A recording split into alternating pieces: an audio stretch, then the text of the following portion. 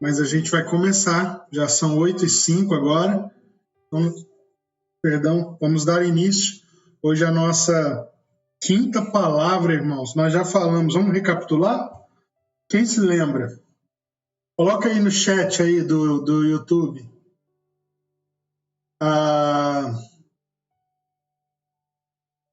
Quem se lembra aí? Citem as palavras para a gente. Do que a gente já estudou, turma. Já foram 4 palavras.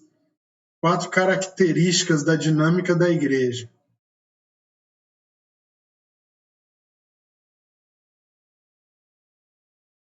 Thiago já mandou aqui, ó. Matírios. Mandou uma. Boa, Tiagão. Quem mais, pessoal?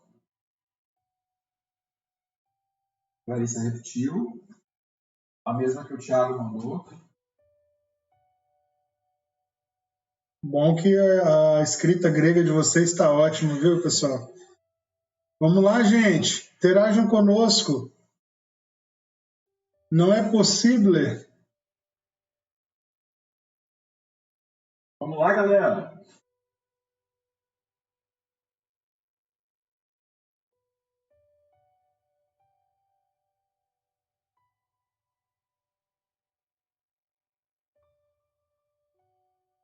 Liturgia, diaconia, martíria, liturgia, diaconia, poemênia. Meu Deus!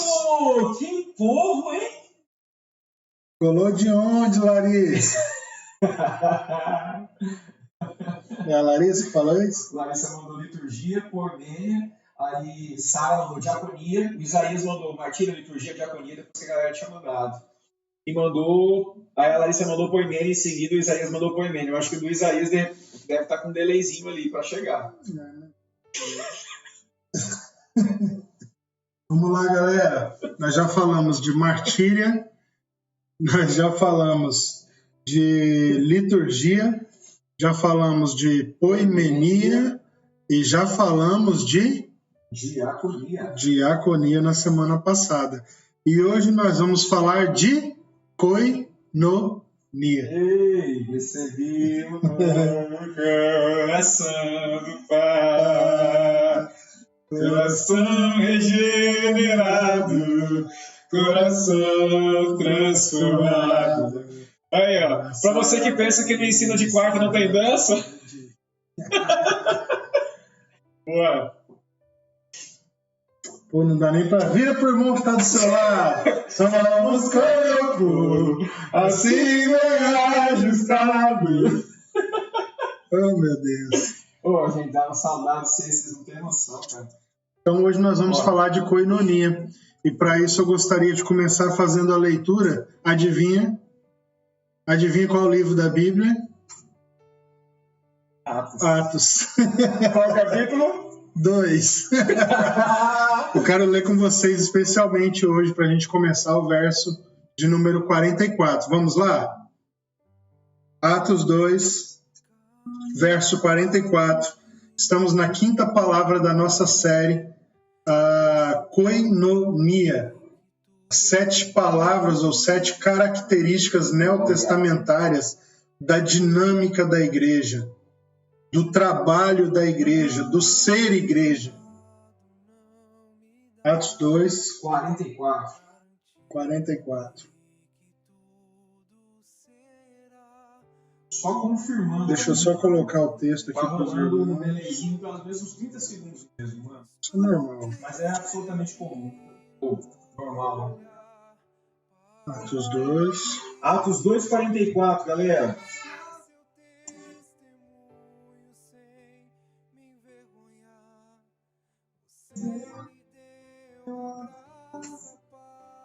Bora lá? E todos os que criam estavam juntos e tinham tudo em comum. De novo, e todos os que criam estavam juntos e tinham tudo em comum. Muito bom. Glória a Deus. Bom, koinonia é uma palavra relativamente fácil de nós abordarmos por causa da compreensão mais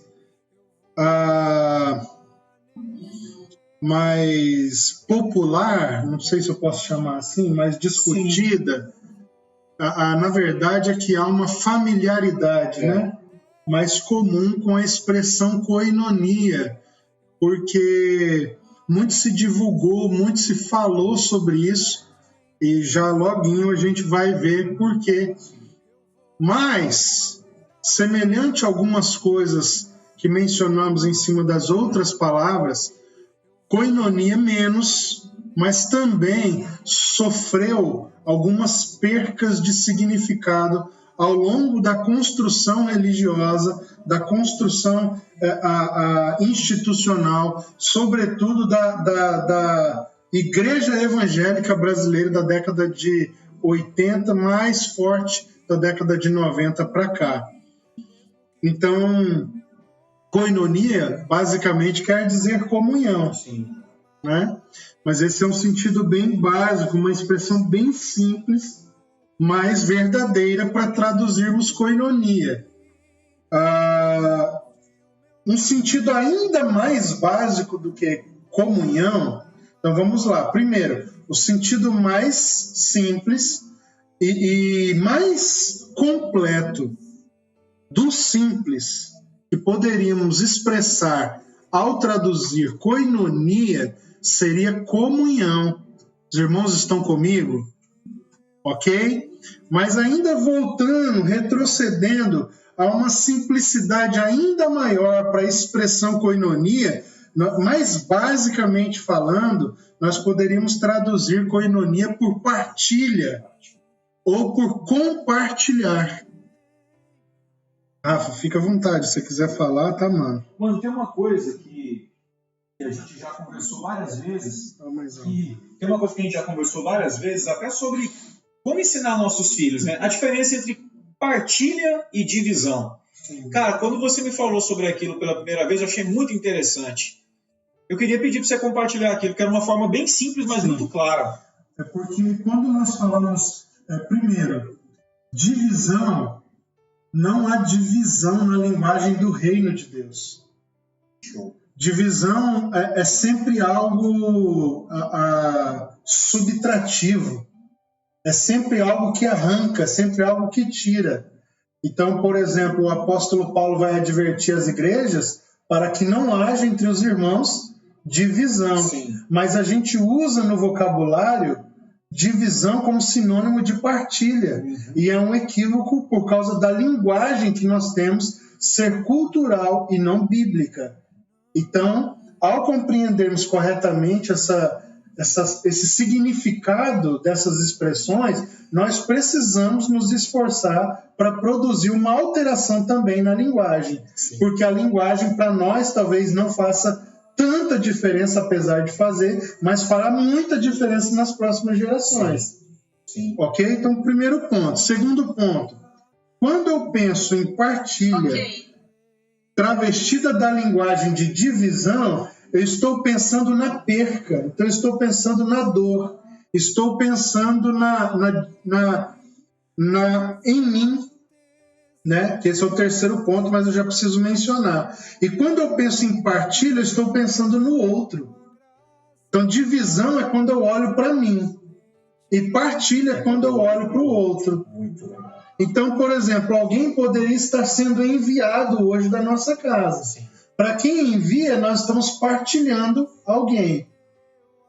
Mas para quem sai, ele pode estar com a mentalidade de estar sendo dividido. Ou eu posso desejar sair sem que haja um envio. E quando eu desejo sair sem que haja um envio, pode ser que eu esteja dentro de um contexto de divisão e não de envio, que seria a partilha. E se eu estou dentro de um contexto de partilha, está acontecendo uma multiplicação. Muito legal. E aí entra o terceiro ponto para diferenciarmos. Quando eu penso em divisão, eu estou usando dentro do meu sistema de significados um código subtrativo. O que significa isso? Que ao invés de usar na codificação mental no código, na neurolinguística, uma ideia que multiplica o que eu estou fazendo, eu uso uma ideia que me faz ter a sensação de perda. Sim. Então vamos para a prática. O terceiro ponto é prático. Se eu tenho 2 casas e dou uma a você, se eu penso em divisão, eu penso que 2 dividido por 2 dá 1. Então, eu dividindo a minha casa, as 2 casas que eu tenho, uma com você, eu perdi uma casa e fiquei com uma. Por quê? Eu tinha 2, te dei uma, me restou apenas uma. Sim. Essa não é a linguagem do reino de Deus. Essa não é a linguagem da koinonia. Sim. Na linguagem da koinonia, eu uso a linguagem neurolinguística da multiplicação. Qual é a diferença? Está no denominador comum. O denominador comum na partilha não sou eu, é o outro. Porque na partilha, se nós formos considerar, antes só eu tinha casa, agora nós temos casa. Exatamente. Uau, então antes eu legal. tinha 2, você tinha 0. Sim. Então o que aconteceu comigo? Eu perdi. Divisão. Sim, partilha. Na partilha, então é 2 menos 1 na divisão. 2 menos 1, 1. Perdi. Sim. Na multiplicação eu tinha 2, você tinha 0. Quando eu olho para você e reparto com você, não divido. As 2 que eu tenho, eu reparto uma. Você tinha 0, mas agora você tem uma. Então a partilha ela multiplica. Sim. A graça de Deus, Sim. a bênção de Deus, o presente de Deus. E é na partilha que Deus encontra substrato para multiplicação. Muito legal. Então Jesus toma os pães, o partiu, o abençoou E os entregou. e disse, né? Pai, graças te dou. Então, quando ele vai agora e dá esses pães que haviam sido partidos, que eram só 5, aos discípulos, para que eles ofertem, o que acontece? Uma multidão de 5.000 pessoas se alimenta. Tinha pão para 5.000 pessoas? Não. O que fez com que 5 pães se tornassem 5.000? A partilha. Que produziu a multiplicação. Exatamente. Então a partilha é o código de Deus verdadeiro para a prosperidade. Sim. Uau. Você quer ser próspero? Reparta. É inevitável. O recurso vem, a bênção vem atrás de você. Então nós precisamos desenvolver isso, Sim. O hábito de repartir. Vamos conceituar comunhão agora, já aproveitando esse gancho que o profeta nos provocou aqui no diálogo. O pessoal tá legal aí? Como é que tá? O pastor Isaías acabou de comentar a partilha. Percebi então que tá no time aqui. Top. Não tá atrasado para eles. Show de bola. Top. Vamos lá, pastorzão. Ela já colocou aqui, uau. Vai nos ajudando aí, pessoal. Vocês são meio que o nosso feedback aqui, pessoal. Quando vocês comentam, a gente sabe em que tempo que tá, como é que tá para vocês. Vamos interagindo aí, por favor. O YouTube está com um probleminha de transmissão nesses dias, sobretudo nesses horários de pico. Vamos lá. No Brasil, essa expressão koinonia se tornou muito familiar a partir da década de 80. Por quê? Porque na década de 80 houve um movimento de renovação no cristianismo evangélico brasileiro com o surgimento das comunidades evangélicas. E essa linguagem de koinonia, de comunhão, era muito peculiar das comunidades. Não à toa que passaram a usar a nomenclatura para, historicamente, o que só se chamava de igreja, de comunidades. Então nós tivemos várias, com muita ênfase no louvor, na adoração coletiva, nas celebrações públicas. As comunidades trouxeram uma atualização nessa linguagem de koinonia. Contudo, mesmo essa expressão sendo muito conhecida dos evangélicos a partir daí, logo em seguida, quando essas comunidades elas perder um pouco essa visibilidade, essa ênfase, quando entra, então, depois da década de 90, as metodologias de crescimento que abafam um pouco essa questão das comunidades, o que acontece? A compreensão de koinonia foi se fracionando e se fragmentando, se é que se tinha, de fato, uma compreensão integral do que era koinonia. Nós temos muitos movimentos de grupos caseiros, de igrejas informais, que alguns até confundem com os desigrejados, mas não é esse o caso. Discípulos de Jesus que não se identificam por uma instituição, que vieram desse movimento das comunidades lá da década de 80. Né? Antes já existiam, eu não estou aqui precisando historicamente, só estou dando uma noção histórica, viu? Se tem alguém que conhece o pessoal dos grupos caseiros e tal, por favor, não se ofenda. Eu sei que desde a década de 60 já existiam movimentos na América Latina desses grupos caseiros, mas a visibilidade disso veio a partir das comunidades nos anos 80. Sim. Deu para ficar claro isso? Nós estamos pontuando a ênfase histórica, exatamente. Né? No momento em que há mais notoriedade. Exatamente. Então, quando esse movimento ele é mais abafado, e aí a igreja evangélica, que é essa coxa de retalhos que existe aí no Brasil, né? Existem muitos contextos evangélicos. E como há muitos contextos, há muitas compreensões distorcidas na forma e no conceito do que koinonia é. Eu vou citar algumas distorções. O pessoal tá junto aí? Como é que tá? Eu queria aproveitar e fazer um pedido agora. A galera tá comentando aqui. Continuem comentando e vale aquela dinâmica dos nossos outros estudos. Os resumos, as palavras-chave, aquilo que você acha de mais interessante. Isso nos ajuda a entender como está sendo para você o estudo, mas também favorece quem chega e está conosco pela primeira vez. A pessoa consegue construir um raciocínio, organizar num caderno, enfim, tá bom? Então, pastor Isaías, que é sempre um companheirão nisso, a Eliane, Lara, enfim, a galera que sempre comenta, o Andrei, por favor, continuem, galera. E a Cris, que está hoje ajudando bastante aqui no Insta. Beleza?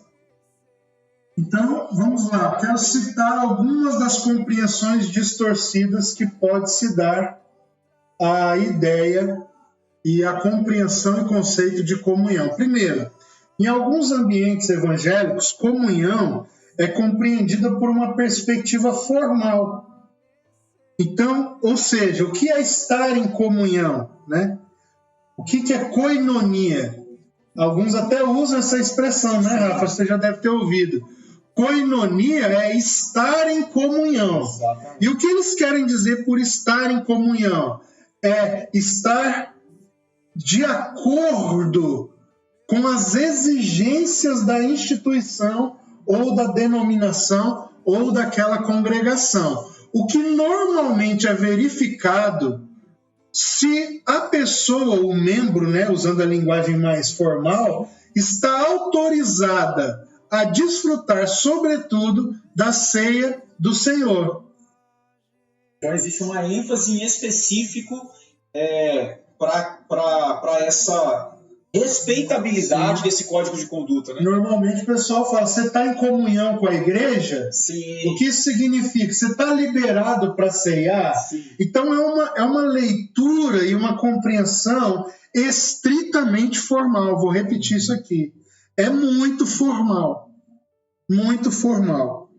Em alguns outros ambientes, Rafa, comunhão é estar ativo nas programações e atividades realizadas pela igreja. Então, o que é ter koinonia em alguns ambientes evangélicos?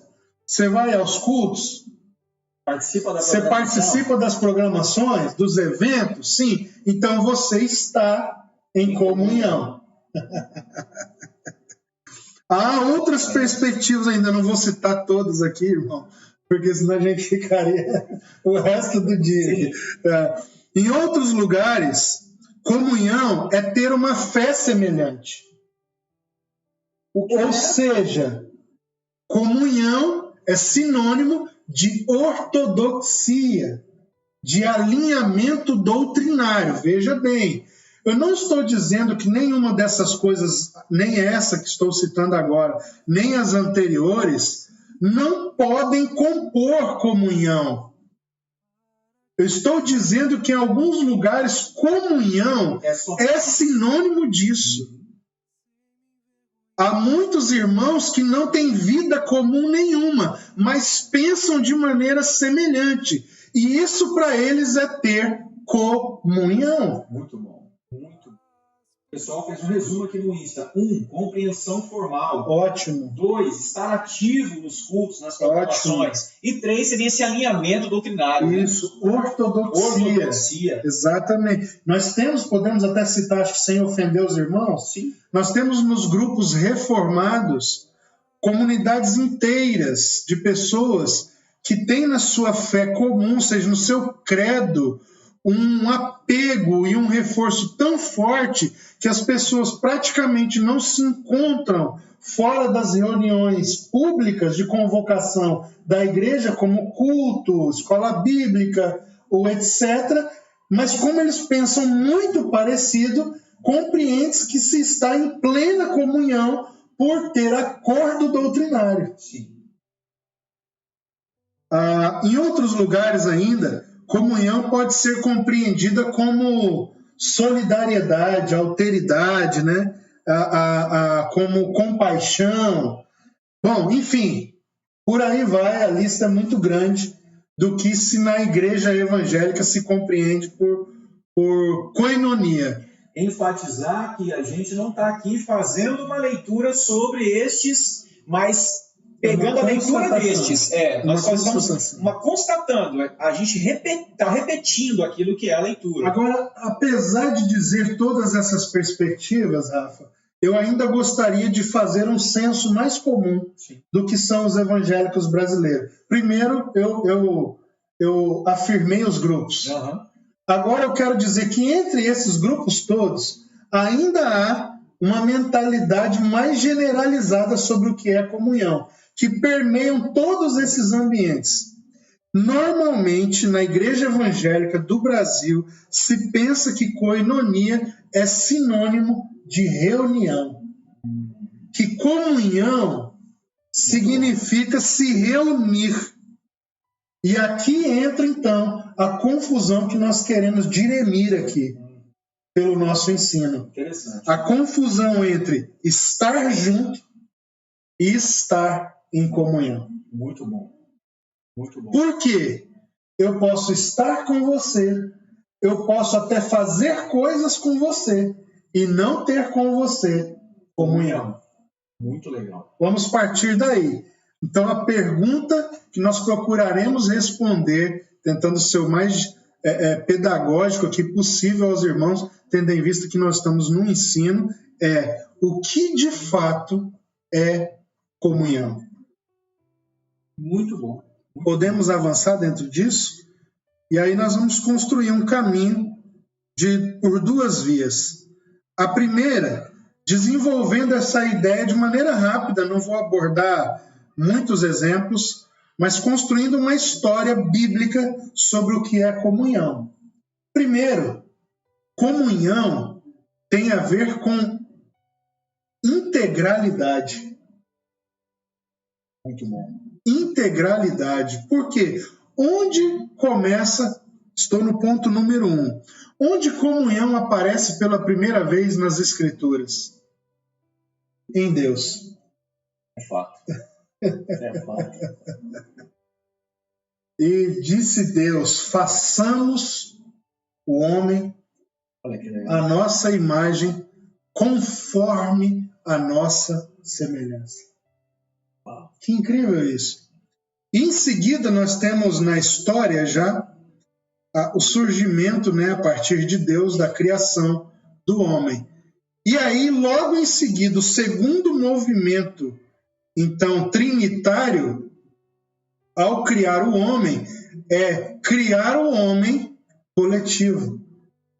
Então, homem e mulher os criou. Cara, isso é muito, muito pontual, mano. Sim. Aqui a gente precisa fazer uma ênfase, pessoal. Porque enxergar Deus como sendo esse ser recheado, pleno em coinonia é fácil, mas enxergar a humanidade como gerada para isso é mais complicado, porque a nossa natureza é egoísta, né? Exatamente. Então tudo que a gente pensa, que a gente concebe é separado. Sim. Então é importante entender que desde o princípio o homem foi criado à imagem e semelhança de alguém naturalmente imergido em comunhão. Deus é esta comunhão, é disto que nós somos gerados. Deus é uma comunhão santa. É uma comunhão santa. Pai. É uma comunidade santa. Exatamente. Essa expressão é linda. Ela é linda. Então, o que acontece? A prova disso está onde? Que logo após Eva, que foi extraída do interior de Adão, nós falamos sobre isso muitas vezes nas séries anteriores de ensino, né? Mas eu não quero aqui me ater muito a isso, mas só usando aqui uma linguagem que a gente já tem usado com os irmãos. Então, ao Eva ser extraída de dentro de Adão, porque ela já estava lá, né? Então, quando Deus cria o homem, ele não está criando o gênero masculino, ele está criando a raça humana, ou seja, a humanidade. E no ser de Adão já está todo o protótipo do que viria a ser a raça. Exatamente. Homem e mulher. Então Deus arranca, num segundo movimento criador, a Eva de dentro do Adão, e imediatamente os dois, ao se verem, Adão não vê Eva fora dele. Exatamente. Ele vê Eva dentro dele. A declaração dele testifica porque isso. Ele olha e diz: essa é verdadeiramente osso dos meus ossos e carne da minha carne, ou vice-versa. Mas o que eu quero já dizer que, se esse é o olhar, o princípio primordial, de onde encontramos o primeiro referencial de comunhão, nós já refutamos a ideia que comunhão não é estar junto. Porque a primeira vez entre os homens em que comunhão é declarada, tinha acabado de haver uma separação física. Parece até antitético. Antitético. Por isso Deus estava, de alguma maneira, pregando para nós: o que vai segurar a comunhão de vocês, o que vai garantir a comunhão de vocês, não é a proximidade física, mas é a integralidade de essência. E isso só pode ser presente enquanto vocês estiverem na imagem da comunidade santa. Cara, isso é muito legal. Por isso, muito bom. Já precisamos compreender que só há comunhão em Cristo. Sim. Porque somente em Cristo nós podemos tornar a ser uma. Sim. Perfeitamente. Inclusive, é de lá que sai a Eva. A igreja. Deixa eu dar um pouquinho do protocolo. Meu Deus do céu, vou passar vontade aqui. A boca chega secou. Gente, quando... Você que nos acompanha pela primeira vez, quando eu pedi para a gente fazer esse recorte aqui e falar especificamente sobre a humanidade, é justamente por isso. Quando o Luiz fala sobre a mulher sendo extraída de dentro do homem, isso não pode passar batido no olhar que nós temos do texto bíblico, porque senão a gente entende que Deus está secundarizando criação, uma estrutura primeiro e depois ele faz outra. Não, Deus criou uma raça, a totalidade da humanidade, e de dentro se extrai a porção feminina, mas tudo plenamente reside em um só ambiente chamado Adão. Nós estamos acostumados a olhar para Adão como uma pessoa, ou melhor, como um indivíduo, melhor dizendo, como alguém completamente separado, mas na verdade a criação é de uma raça. Isso é muito importante, porque toda a construção que a gente vai ter sobre comunhão passa por essa compreensão de integralidade, de totalidade, né? Obrigado, mano. Valeu. Rapaz, tem que ler esse comentário. Saudade de um bom Teles. Vejo que és um homem espiritual, William. Que porção, hein? Então vamos lá, vamos construir um raciocínio, entendeu? Raciocínio? Primeiro lugar que nós vamos nos apoiar aqui historicamente para a construção do entendimento na história bíblica sobre comunhão. O célebre salmo do salmista, essa exclamação do salmista sobre isso, a clássica histórica: do Salmo de número 133. Esse salmo lindo demais. Então eu queria passar rapidamente, né, por esse salmo. Então nós vamos pegar esse referencial histórico de koinonia, de comunhão, que é ainda na mentalidade mais a histórica no Antigo Testamento. Saltaremos para Jesus, passaremos pela vida da igreja. Então bora lá? Vamos lá. Salmo 133, galera. Ó quão bom e quão suave é que os irmãos vivam em união. É como óleo precioso sobre a cabeça, que desce sobre a barba de Arão, e que desce a orla das suas vestes, como o orvalho de Hermon, e como que desce sobre os montes de Sião, porque ali o Senhor ordena a bênção e a vida para sempre. Então, vamos lá. Pensem comigo. O salmista está exclamando, declarando, proclamando a importância da união, da comunhão dos irmãos. Sim.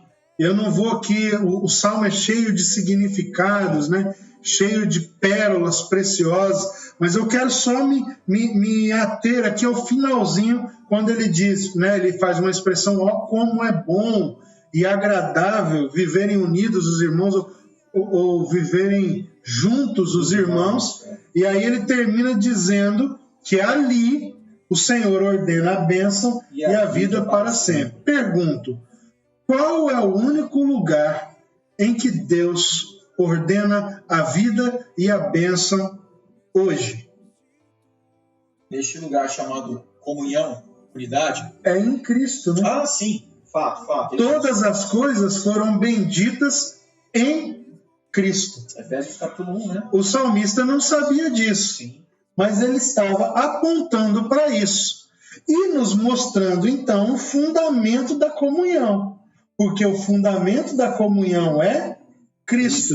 Então, ali o Senhor ordena a vida e a bênção para sempre. Qual é o único lugar histórico, geográfico e espiritual onde a vida e a bênção podem estar ordenadas para sempre? Em Cristo. Então, estar em comunhão é ter vida e bênção para sempre. Por quê? Porque estamos em Cristo. Então, primeiro, bênção e vida para sempre. Segundo, a segunda parada histórica na história das Escrituras que nós faremos, a marca dada pelo próprio Cristo aos seus discípulos sobre esse assunto. João, Evangelho de João, capítulo de número 13, verso de número 35. Eu estou com uma bomba sobre João aí, mas não é o tema. Eu vou no banheiro, já volto. Vai lá. Enquanto isso, eu vou ler aqui. Interage com os comentários aí. Tem bastante coisa que o pessoal indicou para nós. João 13, 35, galera. Nisto todos conhecerão que vocês são meus discípulos, se tiverem amor uns aos outros. A gente vai fazer de novo essa leitura daqui a pouquinho, quando o Luiz voltar, e a gente der prosseguimento no estudo, tá? Quero agradecer a galera que está comentando, que está participando conosco, tanto no Insta quanto no YouTube, fazendo ali as ponderações, os resumos, as frases-chave se tornarem públicas. Isso também é, de alguma maneira, uma forma de facilitar o estudo para quem está com a gente. Então, valeu, galera, mais uma vez. Estou vendo aqui que o pessoal está saudando a Lívia. Lívia, é você, né? Lívia lá de VG. Abração, Lívia. Beijo da galera aqui de Cacoal para você, que o Senhor te abençoe, tá? Bom, vamos lá. Eu vi aqui os comentários do pessoal. Ô, Andrei, eu ia ler o seu, você apagou? Bom, eu vi que o pessoal colocou aqui em Cristo, a Esther, né? Ela escreveu aqui a declaração final da explicação que define a diferença entre divisão e partilha. Ela colocou: Cristo abençoa o pão, dá a instrução de compartilhar, a distribuir aos discípulos, e eles voltam com cestos cheios. Uau, quer voltar com cesto cheio? Compartilha. Ela fez aqui, cara. Muito bom, Esther. Muito legal. Quem foi essa Esther? Estherzinha. Fala inglês. Por favor, Esther, fala em inglês aí. Speak English. Aí, Gui colocou ser um como nosso irmão ali nas construções, né, de comunhão. Estava falando aqui, o pessoal mandou uma saudação para a Lívia, que é lá de Várzea Grande, está acompanhando a gente já tem algumas semanas, Lívia, mano. Várzea Grande, um beijo, um abraço aos irmãos de Várzea Grande. Ela já respondeu, eu perguntei se é Lívia, é você mesmo? Então ela respondeu que sim, que eu conheço. Mandou um abraço para todo mundo. Esther mais uma vez colocou: comunhão é tudo. Andrei, Deus viu o que você escreveu, viu, Andrei? Pega essa no seu espírito. Aqui ele colocou: integralidade. Deus, comunidade santa, Pai, Filho e Espírito Santo. Homem, criação da humanidade no Éden, antes do pecado. Cristo, somente nele. Está fazendo, acho que, uma sequência aqui da que a gente falou, né? Muito bom. Vamos lá voltar para a nossa construção histórica, bíblica, do entendimento de comunhão. Primeira parada, né? Com exceção de Gênesis, que é o fundamento da comunhão. Mas nós vamos para a primeira parada, Salmo de número 133. Bênção e vida para sempre. Segunda parada, a melhor que nós poderíamos dar, ou seja, a autenticação, o selo apostólico de Cristo sobre os seus discípulos, marcando eles, ferindo eles com o ferro da comunhão. João 13, 35. Ferindo com o ferro da comunhão é muito bom, hein? É uma marca, cara. Uma que marca. Legal. Nisto todos conhecerão que vocês são meus discípulos, se tiverem amor uns aos outros. Exatamente. Então, essa é a marca. A marca é amor uns aos outros. É possível que amemos uns aos outros e não tenhamos comunhão? Impossível. Então, estamos quebrando aqui algumas das distorções da compreensão evangélica de comunhão. É possível amar um ao outro ortodoxamente sem vivermos amor? Não. É possível amar uma pessoa intelectualmente? Impossível. Então, ortodoxia jamais pode ser chamado de comunhão. Porque o parâmetro que é o amor exige praxis, né? Amor é vida. É vida. Comunhão é vida. Muito bom, cara. Então, o fundamento da comunhão, da unidade, é o amor. Então, não dá para resumir, restringir comunhão, a fé comum, a doutrina. Comunhão é preciso de prática, é preciso de ação, Sim. É preciso de vida, de vivência. Então, segunda parada, agora vamos para a terceira parada. Nossa próxima parada está, adivinha onde, para olharmos para a igreja? Atos dos Apóstolos. Então, nós temos um primeiro ponto de partida histórico, compreensão israelita, a partir de uma declaração de um rei que figura o rei dos reis. Sim. E o seu reino, capturando profeticamente, ainda que sem saber, e expressando uma ideia que apontasse para a convergência do universo em Cristo. Sim. Para sempre é o único lugar que existe para sempre de vida e bênção em Cristo. Ok? Então nós temos Cristo agora pegando essa marca e carimbando os seus discípulos com ela, a que ele chama de amor. Então ele está falando que é impossível que alguém que vendo o amor que há na relação entre os discípulos não veja que eles são de Deus.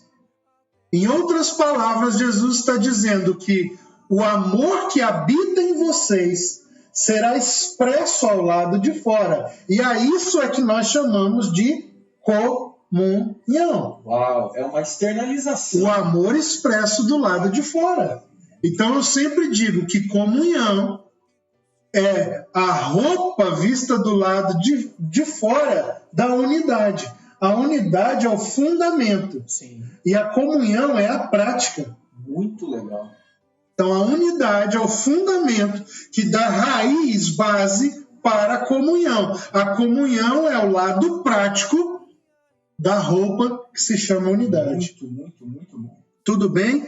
E eu quero ler, então, o terceiro ponto aqui, a nossa terceira parada histórica, que seria a empolgante, eu gosto de chamar assim, a empolgante declaração de vida da primeira comunidade de discípulos de Jesus. Atos, capítulo 2, agora nós vamos ler a perícope completa, que está do verso 42 ao 47. Mas dessa vez eu quero acrescentar um outro texto que também nos é familiar, mas que a gente tem lido pouco recentemente. O capítulo 4, verso 32 ao 35. Vamos lá. Vamos começar então por capítulo 2, versículo 42. E perseveravam na doutrina dos apóstolos, na comunhão, no partir do pão e nas orações. Em cada alma havia temor, e muitos prodígios e sinais eram feitos por meio dos apóstolos. Todos os que criam estavam juntos e tinham tudo em comum. Vendiam suas propriedades e bens, distribuindo o produto entre todos, à medida que alguém tinha necessidade. Diariamente perseveravam unânimes no templo, partiam pão de casa em casa e tomavam as suas refeições com alegria e singeleza de coração, louvando a Deus e cantando com a simpatia de todo o povo. Enquanto isso, o Senhor lhes acrescentava dia a dia os que iam sendo salvos. Caraca. Antes de ir para o capítulo 4, como é bonito enxergar. Que isso, declaração de vida. Não, além do próprio texto afirmar a comunhão deles, todo o texto é plural. Sim. Justamente reforçando isso, né? Sim. Essa vida comum. Muito lindo isso, cara. Que declaração, viu?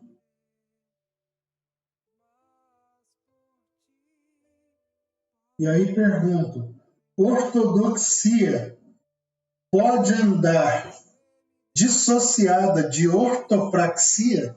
De forma alguma. Por quê? O que fez com que eles caíssem na graça de todo o povo? A ortopraxia, né? Não era a doutrina que eles tinham? Não, de forma alguma. É óbvio que a doutrina é importantíssima, imprescindível. A fé cristã é altamente doutrinária, contudo, o que mostra a encarnação de Cristo, ou seja, o que mostra o corpo de Cristo presente hoje, não é a nossa compreensão intelectual, mas é a encarnação da mensagem no nosso estilo de vida. Sim. Ou seja, eles caíram na graça, sim, a doutrina era importante, porque a doutrina fundamentava, a doutrina ela norteava a prática de vida deles, mas sem a comunhão, eles não seriam vistos para cair na graça. Sim. A gente está aqui colocando, o Isaías comentou, é possível, mas não é correto. Eu não sei a que pergunta especificamente ele está respondendo. Mas, enfim, se você puder colocar para a gente, Isaías, só para, se necessário for, a gente fazer algum acréscimo, tá bom? Eu vi aqui que você respondeu, mas eu não sei especificamente a que pergunta você respondeu. Atos 4, vamos lá? Bora lá. 32 e 35. Estamos na nossa terceira parada histórica, vendo a vida da primeira comunidade de discípulos e quanto a marca da comunhão tornava a vida deles empolgante. Muito bom. Atos capítulo de número 4, versículo 32 ao 35. Da multidão dos que creram, era um coração e alma. Ninguém considerava exclusivamente sua nenhuma das coisas que possuía. Meu Deus do céu. Cara, isso aqui Que expressão de generosidade, hein, irmãos? Tudo, porém, lhes era comum. Koinonia. Exatamente. Com grande poder, os apóstolos davam testemunho da ressurreição do Senhor Jesus, e em todos eles havia abundante graça. Não havia nenhum necessitado entre eles. Meu Deus. Porque os que possuíam terras ou casas, vendendo-as, traziam os valores correspondentes e os depositavam aos pés dos apóstolos. Então, se distribuía a cada um conforme a sua necessidade. Meu Deus. Cara. Uau. Essa igreja é uma igreja que dá vontade de fazer parte. Essa igreja é uma igreja que cativa, porque quando nós olhamos para o estilo de vida da sociedade, nós não encontramos koinonia, nós temos o que nós chamamos de amizade, nós temos companheirismo, nós temos causa comum. Por exemplo, muitos jovens, eu estava vendo ontem uma live com o pastor Jesus, e ele estava falando isso, um assunto que eu já refleti muito sobre isso anos atrás, né? E que ainda é pertinente. Por que muitos jovens cristãos, quando vão à universidade, eles se encantam e acabam esfriando na vida cristã e se tornando militantes nas ideologias das universidades? Porque eles encontram uma causa. Sim. A universidade dá a eles uma causa, a ideologia dá a eles uma causa, e a igreja dá a eles um estilo de vida enfadonho, porque nós não temos uma causa. E não temos uma causa porque abrimos mão da comunhão. E não temos comunhão porque não estamos vivendo o discipulado genuíno. Não estamos vivendo o discipulado genuíno porque abortamos os 5 ministérios. E se não há os 5 ministérios na raiz da nossa estrutura, não há fundamento em Cristo Jesus. Uma série de conexões, né? São desdobramentos que não tem como se desassociar uma coisa da outra. Não. Porque os fatos, infelizmente, eles militam contra nós. Essas coisas são uma realidade em todos os lugares, dos menores aos maiores, porque as justificativas são muitas, né? Não, essas pessoas de alguma maneira não conseguiram se integrar à realidade daquela instituição porque ela era demasiadamente grande. Só que isso também é uma realidade em pequenas instituições. Sim, do mesmo jeito. Muito, muito bom. Show de bola. E a última parada que nós faremos histórica agora, para criar conexão, não é mais bíblica, mas é nos primeiros anos de cristianismo na história, que é o credo apostólico. Então, vamos sair das escrituras historicamente e dar a próxima aterrissada, que seria no credo apostólico, né? Que é no século de número 4, né? Sim. Século de número 4. Então, a data desse credo, que diz que até hoje, irmãos, é a base confessional de todas as igrejas reformadas e, enfim, igrejas protestantes. E eu destaco, obviamente, aqui a parte do credo que diz: creio na comunhão dos santos. O que essa expressão do credo apostólico quer dizer? Que a comunhão dos santos é comunhão da fé. E que comunhão da fé significa o envolvimento do corpo de Cristo e dos regenerados de todos os tempos. Então, se nós fizermos uma aterrissagem aqui, a última que eu quero fazer, historicamente, assim que saímos da história bíblica, ainda vemos a comunidade num documento importantíssimo. Sim. Que é criado na tentativa de se manter os princípios fundamentais apostólicos, o credo. E no credo nós temos a comunhão dos santos. Que, na verdade, o que eles queriam dizer, comunhão dos santos é a comunhão da fé. E a comunhão da fé significa o envolvimento de todos os crentes, de todos os lugares, de todos os tempos, no corpo de Cristo. Então, esse é o ponto número 1 do nosso ensino. O ponto número 2 é o que nós vamos chamar de comunhão e a vida da igreja. E para isso eu gostaria de lançar mão aqui da leitura das Escrituras, de um texto para nos amparar. Eu sou fascinado por esse texto, que é Carta do Apóstolo Paulo aos Filipenses, capítulo de número 2. Nós vamos ler do verso 1 ao 4. Filipenses, capítulo 2, do verso 1 ao 4, pessoal.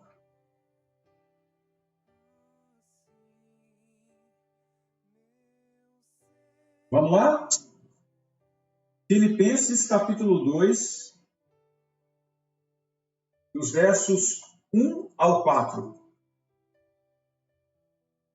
Portanto, se existe alguma exortação em Cristo, alguma consolação de amor, alguma comunhão do Espírito, se há profundo afeto e sentimento de compaixão, então completem a minha alegria, tendo o mesmo modo de pensar, tendo o mesmo amor e sendo unidos de alma e mente. Pode começar de novo, mano? Sim.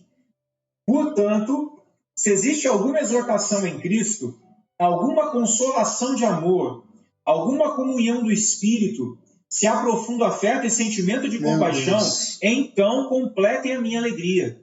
Tendo o mesmo modo de pensar, tendo o mesmo amor e sendo unidos de alma e mente. Uau!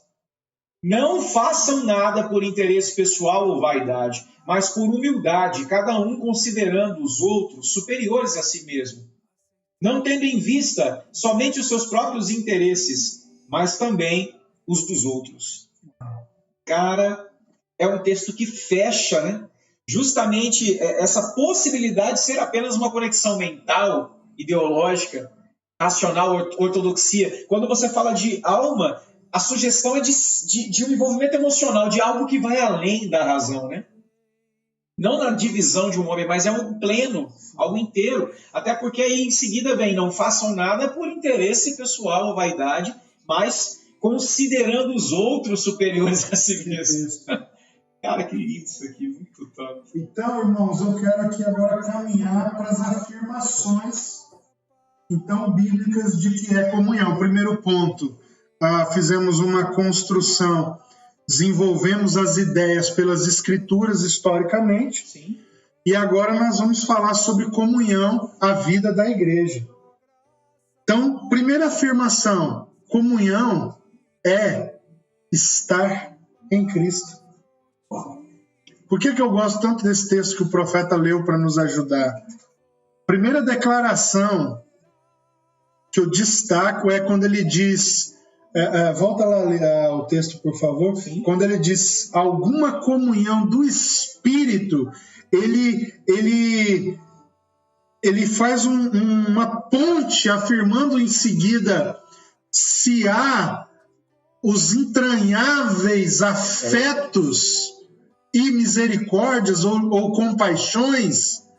Cara, eu acho isso de uma profundidade absurda. É uma coisa, entranháveis afetos, ele está olhando para Adão. Exatamente. Como uma estrutura de órgãos interrelacionados. Só que na analogia de Adão, quem está deitado é Cristo, e quem está sendo extraído de dentro de Cristo somos nós, a igreja. Então, a primeira afirmação, comunhão, é estar em Cristo. Por quê? O que possibilita a nossa comunhão, Rafa, é Cristo. Então, quando agora eu, Eva, saindo de dentro do Cristo, e você, Eva, saindo de dentro de Cristo, nós não olhamos um para o outro e vemos Eva. Nós olhamos um para o outro e testificamos do que há de Cristo em nós como Eva. Então nós olhamos e falamos, somos carne da mesma carne. Que legal, cara. Somos ossos dos mesmos ossos. Porque o que eu estou vendo em você é o que eu sou. Peraí. Então eu estou vendo Cristo. Instagram, segura rapidinho. Rapidão, é que o negócio aqui tá... Peraí.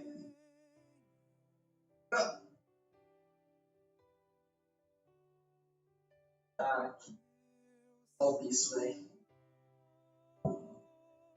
Meu Jesus. Não, ali não. Falei direto. Então, vamos lá, recapitulando o primeiro ponto primeira palavra do ponto 2, sim. Comunhão é estar em Cristo. Quando nós agora olhamos um para o outro, semelhança de Adão quando ele olha para Eva, agora é o Cristo que está em mim, que me fez Eva, que olhando para o Cristo que está em você, que te fez Eva, algo dentro de mim se move. Entranháveis afetos. Então, quando eu olho para você, há uma união mística e espiritual, uma conexão de singularidades, o que nos torna um.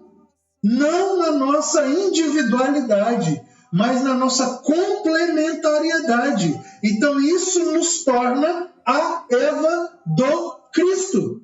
Meu Deus. A expressão corpo de Cristo é perfeita para falar sobre isso, cara. Perfeita. Cara, Deus parece até que é Deus.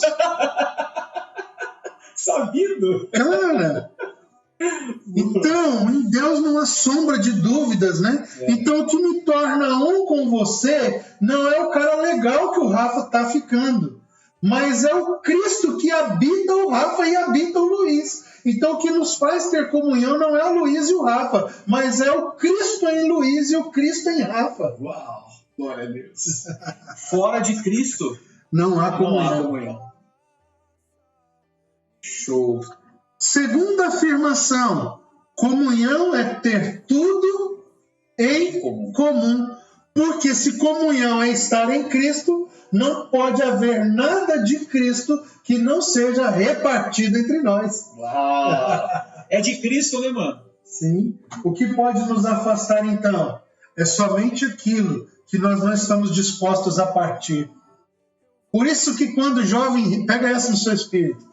Quando o jovem rico pergunta para Jesus o que me falta, Jesus disse a ele, vai, vende tudo que tem e dá aos pobres. Por quê? Porque existia algo dentro dele que ainda não estava disposto a ser partido. E se há algo dentro de você que não está disposto a ser partido, é porque Cristo não está sendo formado no seu interior. Então o que Jesus estava dizendo para ele não é só que ele estava quebrando o quarto mandamento, o oitavo mandamento, né, da cobiça. Sim. Mas é que ele estava, na verdade, sendo possuído por uma outra estrutura interior que não era Cristo sendo formado. Então, o que aquele homem não podia fazer para seguir a Jesus era repartir. Porque se Cristo está em você, tudo será repartido. Não tem como alguém estar em Cristo e não estar em comunhão, em partilha. Meu Deus. Uau. Então a comunhão significa que tudo é de Cristo em Cristo. Eu sou viciado em comunhão, porque na verdade sou viciado em Cristo. Tudo é de Cristo e tudo é em Cristo. Se não é em Cristo, não tem serventia alguma, não tem utilidade nenhuma, não há nisso louvor nenhum, não há nisso glória nenhuma. Tudo é em Cristo, por Cristo, para Cristo. Terceira afirmação. E vou acabar essa de novo hoje em Isaías. Chupa a religião. Terceira afirmação, comunhão verdadeira é que torna o testemunho da igreja impactante e poderoso. Por quê? O mundo está cheio de causas, ainda que elas sejam falsas. O que diferencia a nossa mensagem não é aquilo que dizemos, mas é o quão comprometedora é essa mensagem com a nossa própria vida. Então, se aquilo que dizemos está sendo expresso de maneira coerente com um alto sacrifício da nossa vida, é isso que torna essa mensagem impactante, além do fato dela ser eternamente verdadeira e verdadeira para sempre. Então, a comunhão verdadeira é o que torna o testemunho da igreja poderoso e impactante, porque é na partilha que é a manifestação do sobrenatural. Lê lá de novo para mim, Rafa, rapidinho. Atos 4, o verso 33, se eu não me engano.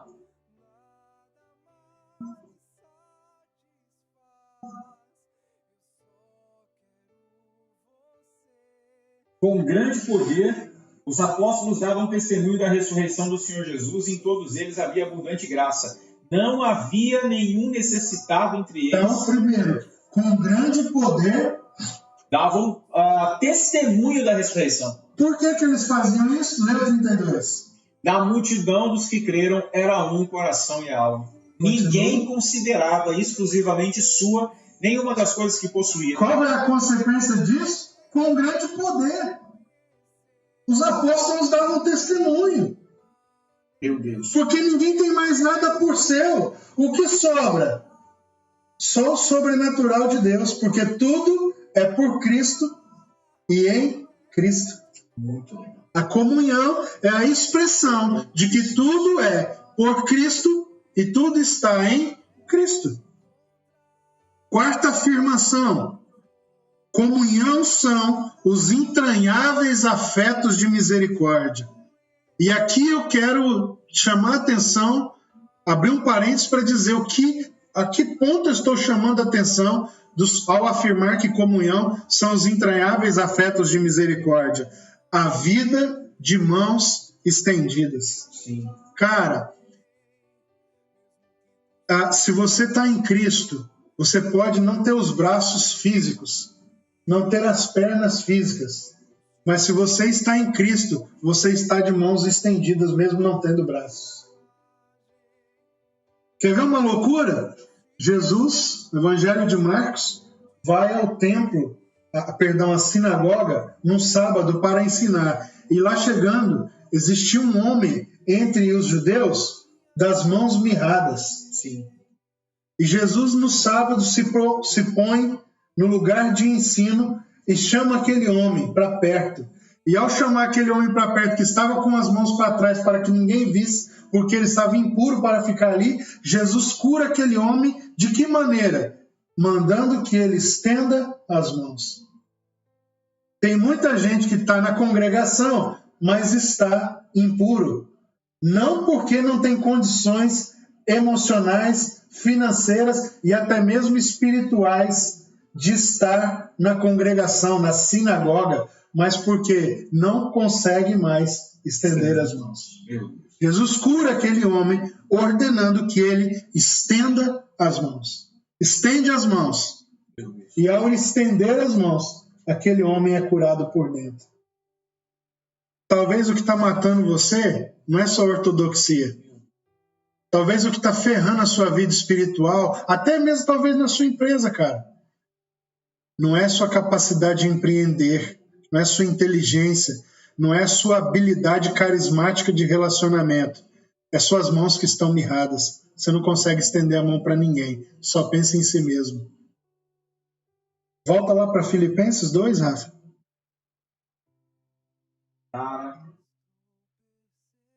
Filipenses 2, 1 ao 4.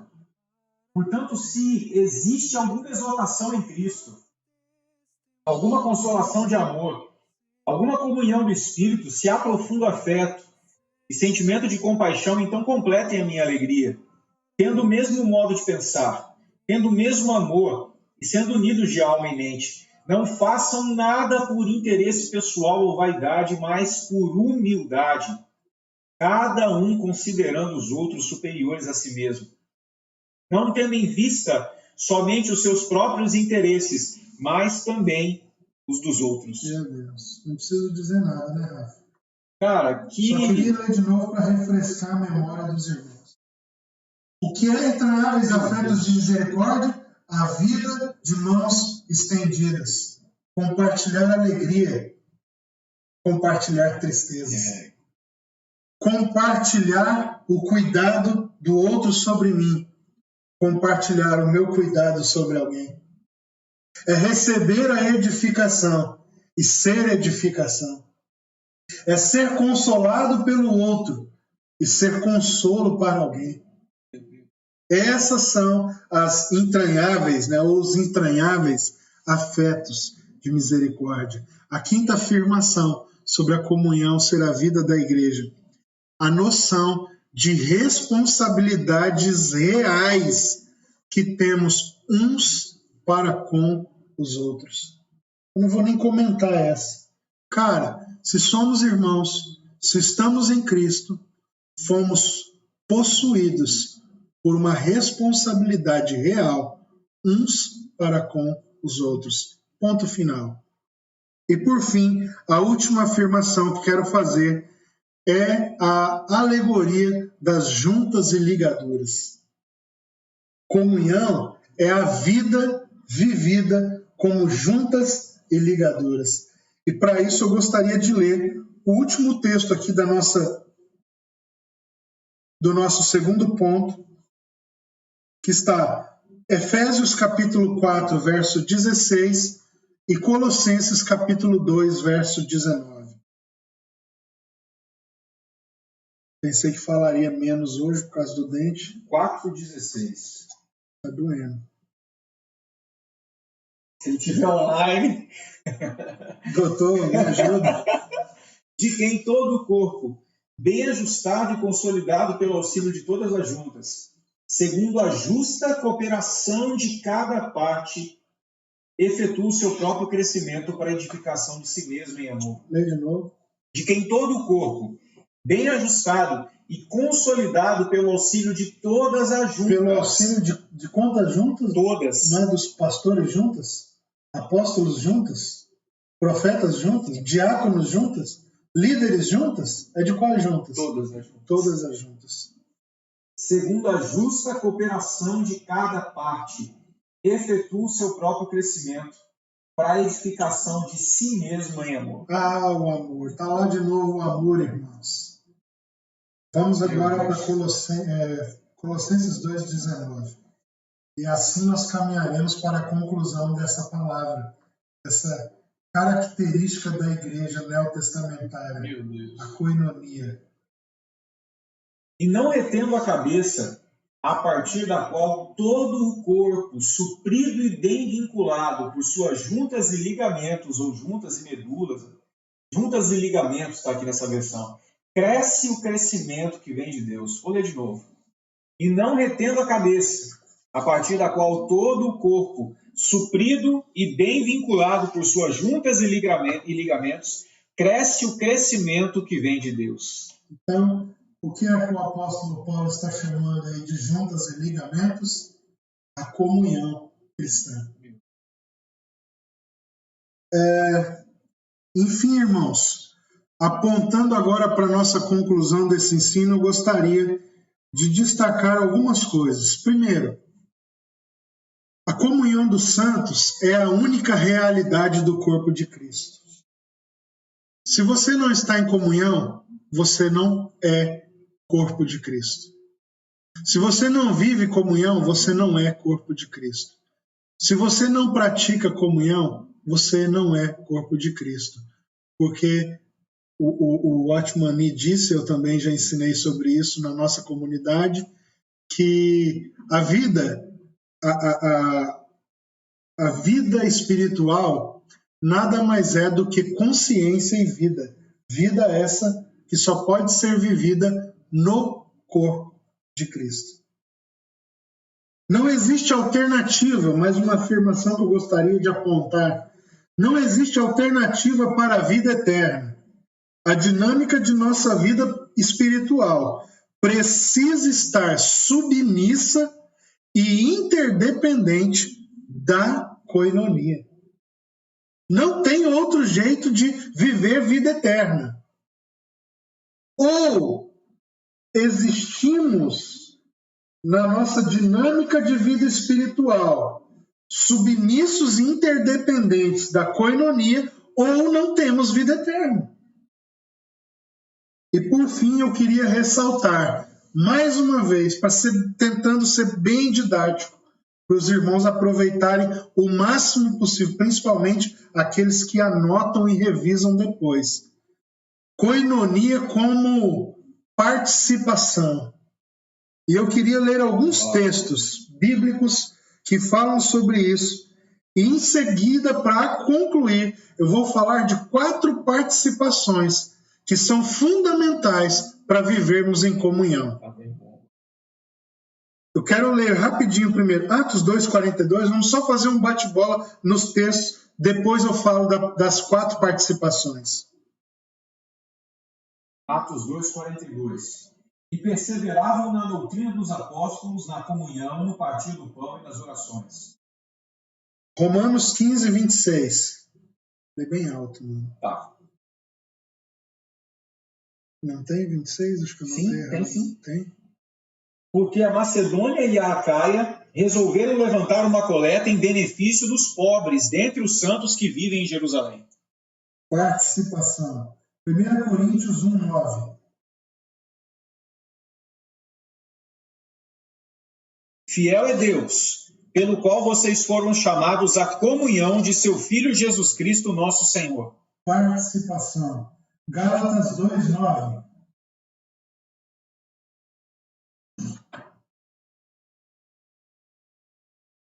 E quando reconheceram a graça que me foi dada, Tiago, Cefas e João, que eram reputados colunas, estenderam a mim e a Barnabé a mão direita, a destra da comunhão, a fim de que nós fôssemos para os gentios e eles fossem para a circuncisão. Efésios 3:9, participação.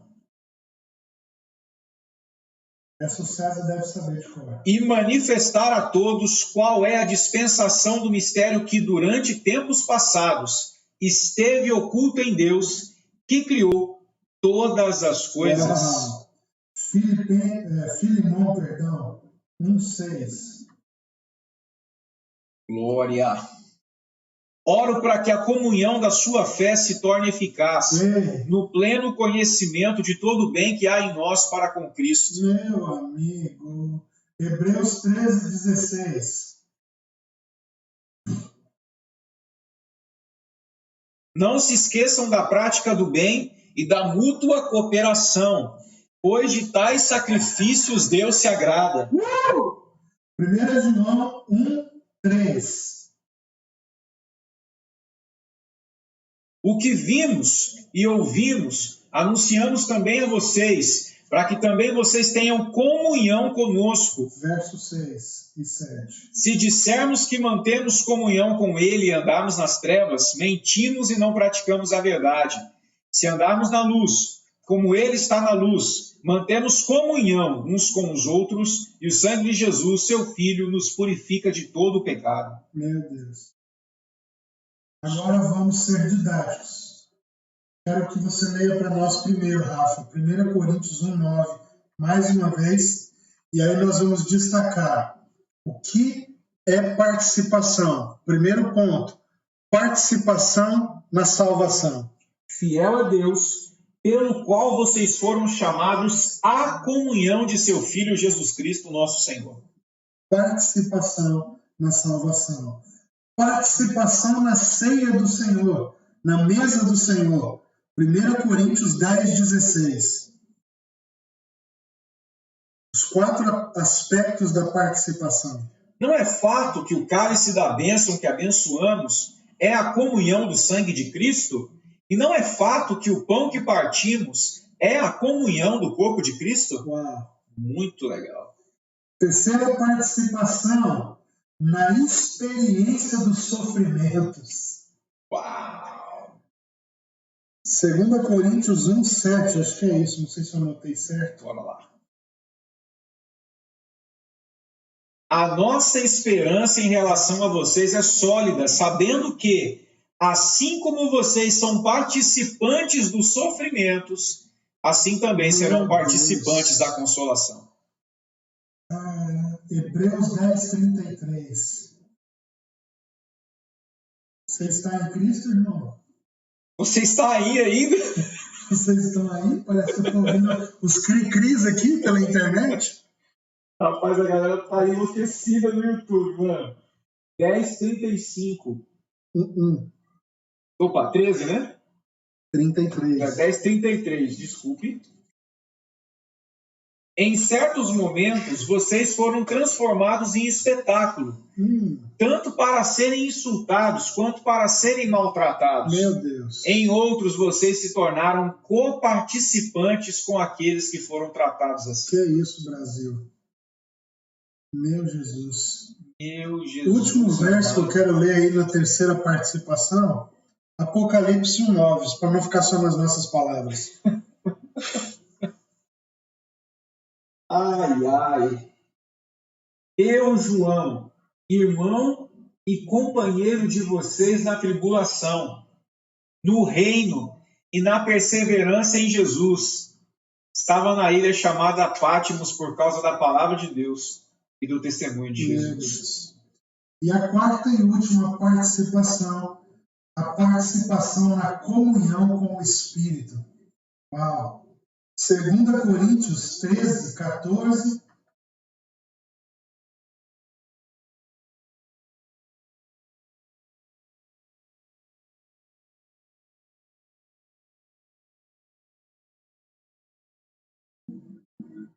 É isso mesmo? 13:13. A graça do Senhor Jesus Cristo e o amor de Deus e a comunhão do Espírito Santo esteja com todos vocês. E Filipenses. Eu acho que é Filipenses. Vamos lá? 2:1. Mais uma vez, é isso mesmo. Portanto, se existe alguma exortação em Cristo, alguma consolação de amor, alguma comunhão do Espírito, se há profundo afeto e sentimento de compaixão ou entranháveis afetos de misericórdia. Cara. E a esse lugar, irmãos, de comunhão, de coinonia, que eu gostaria de convidar, de convocar você a viver comigo, conosco. A dinâmica da mutualidade neotestamentária, uns aos outros. Vamos viver em comunhão, vamos expressar o amor, vamos nos sujeitar submissamente e interdependentemente a Cristo, fazendo isso uns aos outros. Vamos participar no seu sofrimento, participar na comunhão com o Espírito, participar na ceia do Senhor, participar na salvação em Cristo. Meu Deus. Vamos viver entranháveis afetos de misericórdia. Quero convidar você, nessa quinta palavra, a entrar nesse lugar. Pois só há vida eterna na vida em comunhão. É isso. Deus abençoe os irmãos. Já estamos caminhando para o fim desse encontro, dessa série de ensinos. E eu estou muito feliz, irmãos, de falar de comunhão em meio aos dias que estamos vivendo. Porque a primeira expressão de comunhão foi quando Eva saiu para fora. A distância física não pode nos impedir de viver em comunhão, porque comunhão são os entranháveis afetos. Deus te abençoe em nome de Jesus. É isso. Cara, que delícia de estudo, mano. Continue cavando, massa. Galera, é isso. Nós vamos encerrando por aqui. E vamos encerrando também pelo Insta. A gente só deixou registro no YouTube. Tem uma galera que já está ávida por voltar e assistir de novo. Então, é pelo YouTube que vocês vão fazer isso, certo? Somos corpo, assim bem ajustado, totalmente ligado, unidos, vivendo em amor, uma família, sem qualquer falsidade, vivendo a verdade, expressando a glória do Senhor, uma família, vivendo o compromisso do grande amor de Cristo. Eu preciso de ti, querido irmão, precioso és para mim, querido irmão. Já tô querendo empolgar aqui, mandar já. Eu sei que vai